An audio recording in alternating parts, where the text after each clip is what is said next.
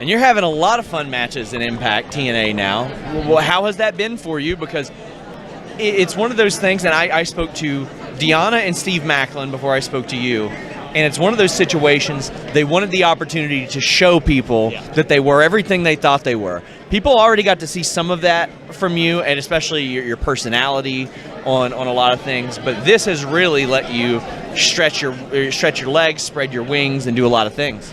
Yeah, I think Steve and Deanna are kind of in the same boat as me, as in, they were on big stages before, didn't really get a chance to show everything that they could do, and now we're in this environment where we have that freedom to, show that we can have good matches with good wrestlers and, hold our own with some of the best in the world. And Steve is one, and Deanna both are two people that have really, really shined in Impact, and over the next few years, that's what I hope to do in TNA, because the talent that we have there right now is absolutely insane, and I think I can go with all of them. So it's like the last couple of years, it's been back to the X Division that I adored so much. Yeah. Like, I tune in and I know that on Dynamite or pay-per-view, or not a Dynamite, an Impact, I'm gonna see a killer X Division match. I know I'm gonna see something that maybe I haven't seen before, or something done in a way that I haven't seen before. Yeah. I feel like in wrestling, like, your eye is almost trained so much that when you see something done a little bit different,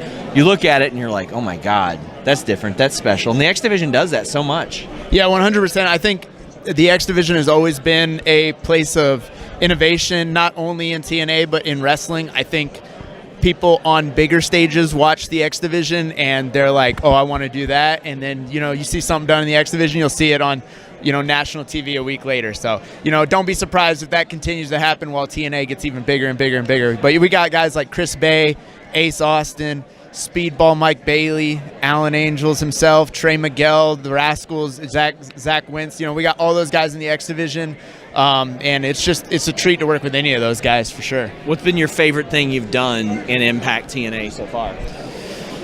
My favorite thing I've done, besides these two interviews. Well, besides these two interviews and the interview that I had with Denise last week, let's just cut the mic right now.